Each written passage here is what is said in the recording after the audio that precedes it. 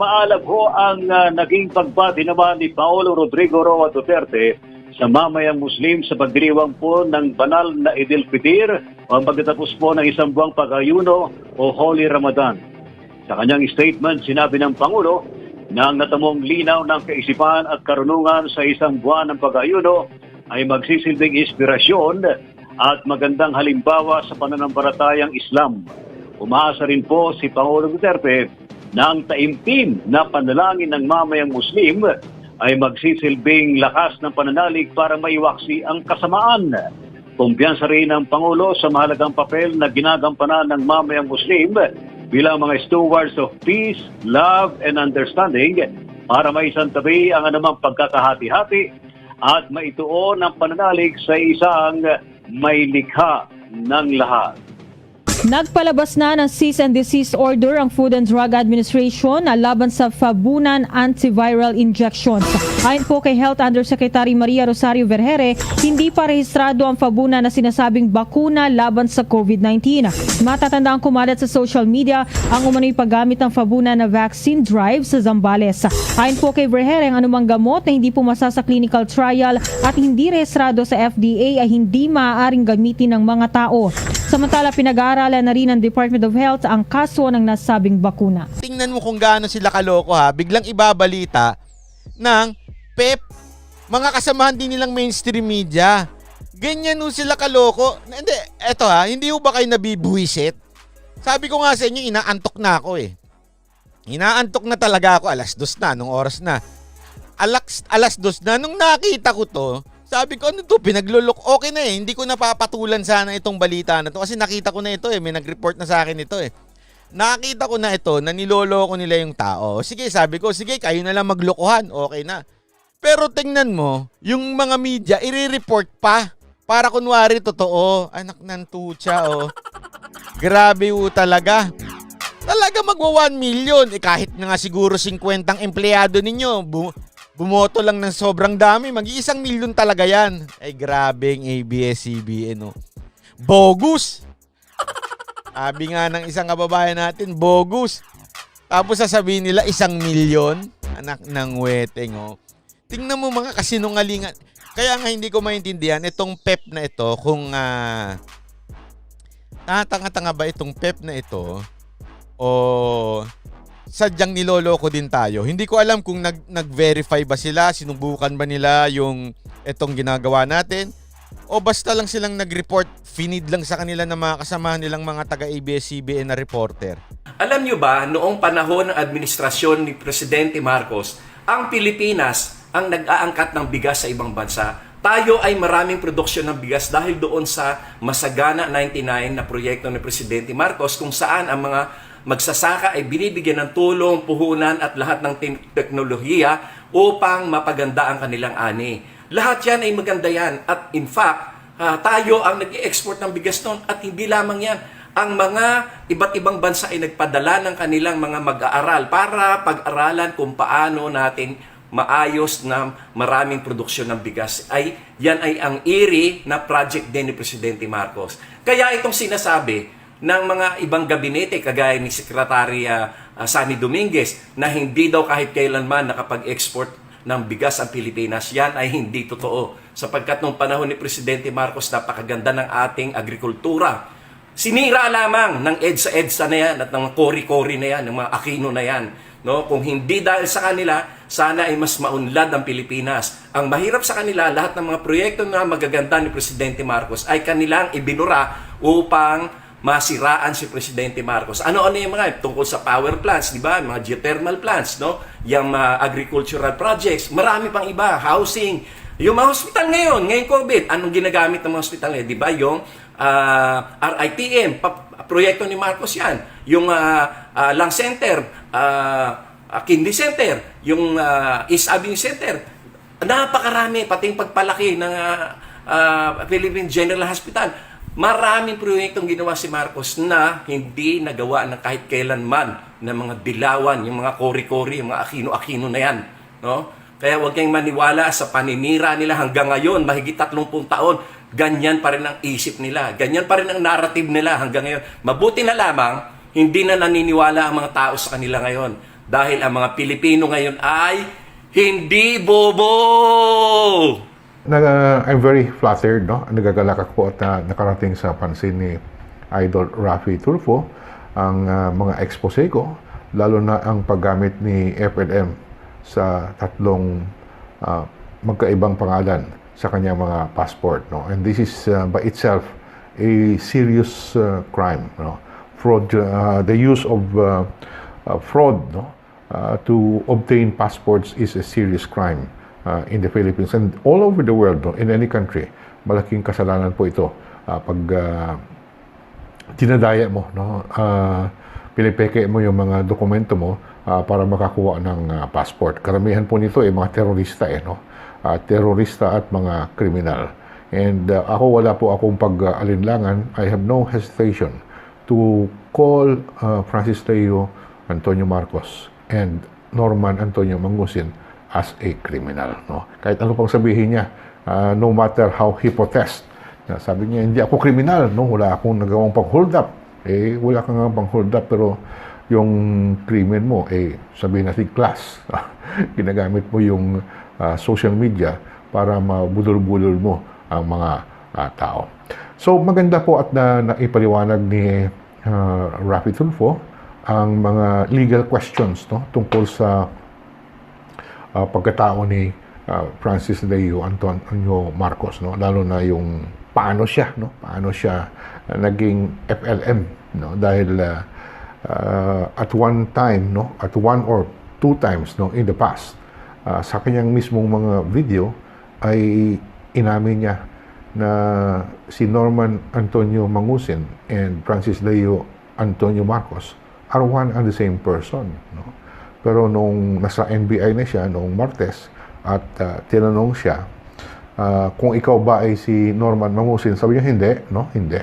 So diyan mo na makikita yung mga kung ano kasi nungaling itong si Francis Leo Marcos, no? So bakit naging FLM?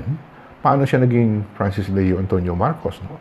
At kasama ni Raffy Tulfo yung abogado ng kanyang tanggapan, no? Ipinaliwanag na dapat may sa birth certificate, dapat may perma dyan, no? May perma dyan ang sinasabi niyang tatay niya na si Pacifico Edralin Marcos, no?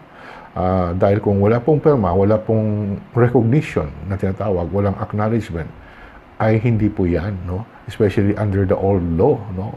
Hindi ka pwedeng recognize as an illegitimate child kung totoo man na illegitimate child siya, anak siya sa labas ni Pacifico Edralin Marcos, no? So hindi pwedeng gamitin niya ang pangalan ng tatay niya, kung si Pacifico Marcos nga yung sinasabi niya na tatay niya, hindi pwedeng gamitin na isang Marcos siya at hindi pwedeng gamitin na ang pangalan ni Pacifico Edralin Marcos na siya yung tatay.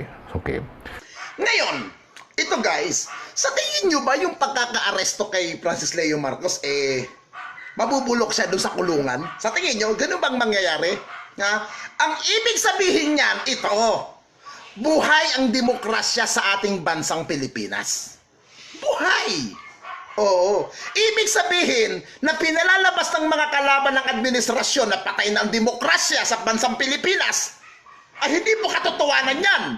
Hindi po totoo yan. Ang ibig sabihin yan, buhay na buhay ang bansang Pilipinas at tumatakbo ang demokrasya. Oo. Alam niyo po ito po ang pagkakaalam ko lang naman po ang kaso ni Francis Leo Marcos kaya siya hinuli. Ito may nagtatanong bakit hinuli. Sa akin pagkakaalam, mukha atang yung pagbibigay ng mga salamin ni Kuya Francis dito sa isang part dito sa Cordillera, ewan ko Francis I'm sorry kung mali ang impormasyon na nakuha ko. Mukha atang wala kang kasama atang doktor or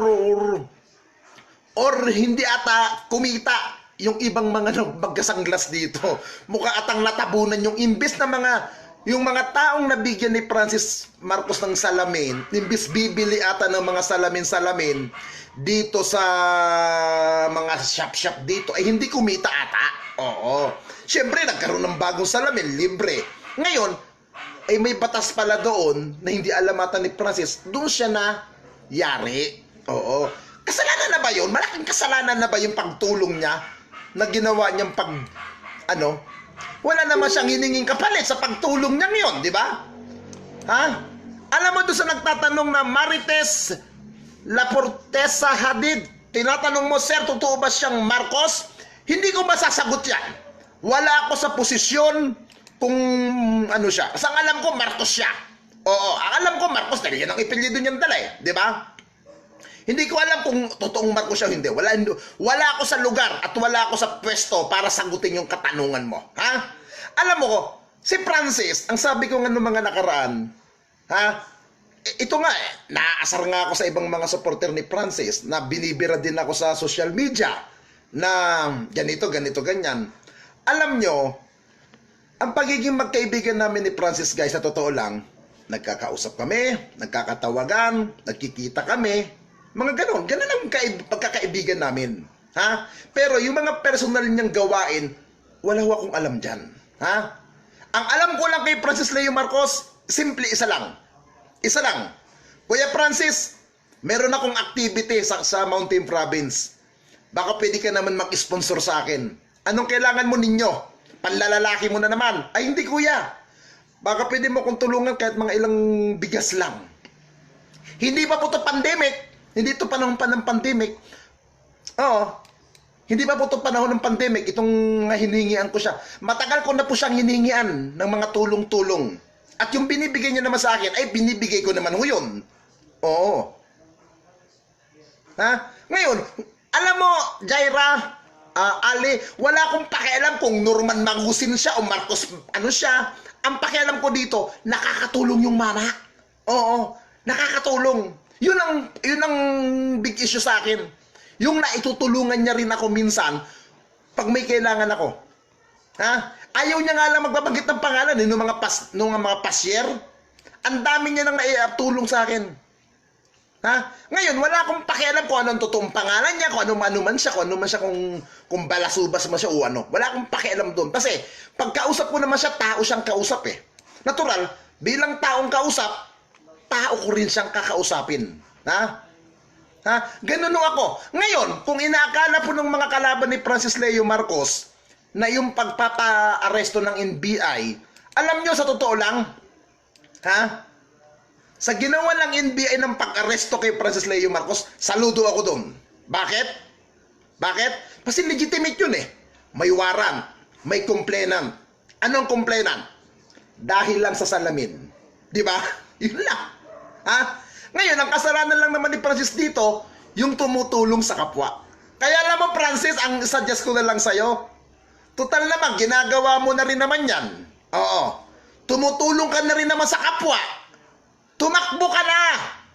Pumasok ka na sa larangan ng politika para yung pagtulong mo, mas may kapaki-pakinabang. Yan ang the best dyan, Francis. Oo. Kahit huwag ka na munang tumakbong senador, magpartilis ka lang. Magpartilis ka. Putang ina.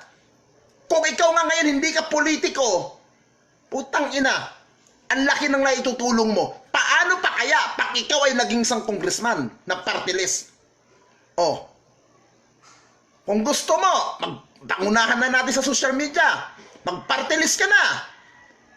Kung wala ka pang pangalan ng party list, ibibigay ko sa yung party list ko. Anong party list ko? Chupakbay. Oh. Chupakbay sa Kongreso. Ikaw ang first nominee. Ano? Alam nyo guys, pinapatawa ko lang kayo. Pinapatawa ko lang kayo, sinabi kong Chupakbay party list. Hindi naman siguro gagawan ni Francis yun. Di ba? Hindi ito. Kasi nagdiriwang yung mga kalaban ni Francis. Putang ina, kanina nga may nag-message sa akin, no? Putang ina mo ninyo, kalbo. Ikaw lang isusunod. Sabi ko, ulol! Akala nyo matatakot nyo ako? Ha? Ha? Wag na munang senador. Party list na muna. Sa Kongreso na muna si Francis. Yan ang itulak natin ngayon, mga kaibabayan. Patakbuhin natin party list yung mama. Wag na munang senado kasi sa party list sa Kongreso para doon siyang manggulo, doon siyang mangingay. 'Di ba? Para pagpapampasin yung mga ulo ng mga balasubas sa congressman diyan sa Kongreso. 'Di ba? Wag na munang senador. Party list tayo. Ala, susuporta ba kayo kay Francis? Party list natin siya patakbuhin ng pagka-party list. Total naman, tumutulong yung mama. Di ba? Tumutulong yung mama. Oh, ngayon, hindi naman sa politiko, hindi naman sa public servant, pero putres kung dirin nyo guys, hindi biro yung ginawa ng mama. Tumutulong yung mama. Ilang milyon ang nagasto sa bigas. Putang ina, samantalang ang sinasabi pa ng mga basher, ha? Wala daw, hindi raw totoo yung pagbibigay niya ng tulong. Puro palabas lang daw yung pagbibigay niya ng bigas-bigas. Alam niyo guys, ha, ito aminin ko sa inyo. Nung mula nag-pandemic, hindi niya ako nabibigyan ng bigas. Hindi pa po ako napadalahan ni Francis Leo Marcos ng bigas. Alam niyo kung anong pinabibigay niya sa akin? Ha? Pera. Pinadadalhan niya ako ng pera dito sa Baguio. Alam niyo kung tatanungin niyo ako nasa magkano na natanggap ko kay Francis? Una, 35. 55,000 na pong natanggap ko kay Francis. Total lahat. 2 beses niyang pinadala yun. Una, 35,000. Nung unang ratsyada niya ng pagbibigay ng mga bigas, ha? Unang ratsyada niya ho. Unang ratsyada niyang bigay ng mga bigas-bigas niya sa, sa Green Meadows. Humingi ako sa kanya, Kuya, pahingin naman ako ng bigas. Sabi niya, lintikan ninyo, nandiyan ka sa Baguio. Padadala na lang kita ng pera. Ikaw na lang bumili niyan. Alam niyo kung magkano pinadala sa akin? 35,000. Nung ibibili ko na yung 35,000, biglang tumawag, ninyo, ganito. Yung 50,000, itago mo na. Sa'yo ang 15,000. Sa'yo ang 20,000, ibili mo ng bigas. Naka-voice record po yun, yung usapan namin na yun. Naka-voice record po yun. 35 ang pinadala niya una. Ibibili ko na dapat ho ng bigas yun, pero sinabi niya, wag, 20,000 lang ang gastusin mo. Kaya halagang 20,000 lang ang binili ko. Dahil sinabi niya naman, nung panahon na yun, wala rin akong kapera-pera. Kaya natuwa naman ako sa mama. Pangalawa, pinadala na naman ako ng 20,000 ni Yama. Kaya balit 55 ho yun. Hindi po issue dito kung pinadala na ako ng pera ni Francis. Dahil sabi nyo, kaya ka naman mo naman pala pinagtatanggol yung mama eh. Dahil pinadadalan ka ng pera. Hindi po ang issue dito eh. Ang issue dito, totoo yung ginawa niyang pagbibigay. Totoong nakatanggap din ako dun. Ha? At marami pang nakatanggap. Meron Elizabeth Oropesa nagkasalita, di ba? Na nakatanggap siya. Oh. Di ba? Ngayon, yung puro mga ngak-ngak, nakatulong ba kayo? Ha? Sa panahon ng pandemic? Ha? Ngayon, sabihin na natin, may totoong may kaso nga si Francis, yung tungkol dito, sa papel na kaso na yan. Totoong may kaso yun, totoo po siyang nahuli kanina. Pero, sa tingin nyo ba, hindi siya makakalabas? Ha? Sa tingin nyo, wala siyang abogado, wala siyang kakayahan kumuha ng abogado? At sa tingin nyo, wala siyang kakayahan na mag-abil ng kanyang pangdepensa sa sarili? Kung nagawa ng mama na tumulong, magbigay ng bigas, magbigay ng ayuda kahit sabihin yung 5 kilong bigay doon sa mga tao, malaking bagay na po yun sa mga kagwayan namin ng Kapuspala din. Malaking bagay na ho yun. Ha? Malaking bagay na ho yun. Ha? Ngayon, kung meron man siyang ibang kaso, pabayaan ninyo ang korte ang maghumusga. Ha? Hindi yung para kayong mga abogado. Na? Pabayaan ninyo ang korte. Pabayaan nyo ang husgadong magsalita. Ha? Hindi yung akala ninyo kung sino kayo mga putang ina. Di ba? Magagaling pa kayong ano. Ha? Tutusin. Ang babaraw ng kaso na ganun eh. May mga tinawagan akong abogado kanina bago ako natulog. Nako ninyo, mababang kaso yan. Oh. Sabi na legitimate yung kaso na yan. Legitimate yan. Pero mababa eh. Ano bang pinagmulan ng kaso? Yung pagbibigay niya lang ng tulong ng mga salamin-salamin. Oh, yun lang naman. Malaking crime na ba yun? Ha? Alam nyo, mga tukmol, ha? Kung akala ninyo, sa ginawa nyong yan, ay magagamit ninyong ebidensya para balak propaganda kay Francis, nagkakamali po kayo. Lalo nyong pinapaangat si Francis Leo Marcos. Lalo nyong pinapasikat ang pangalan ng mama. Ha? Lalo yung pinatataas yung popularity ng mama. Ha? Lalo yung pinasisikat. Ha? Ngayon, sa tingin nyo, lalo ba siyang babagsak? Ha? Hindi babagsak si Francis Leo Marcos. Ha? Ako, kahit anong mangyari kay Francis, putang ina, kahit hindi man ako pumunta ng NBI doon, hindi ako pumunta ng Maynila, ang suporta ko, ang respeto ko at paggalang ko kay Francis Leo Marcos ay buong buo pa rin dahil kilala ko siya personal.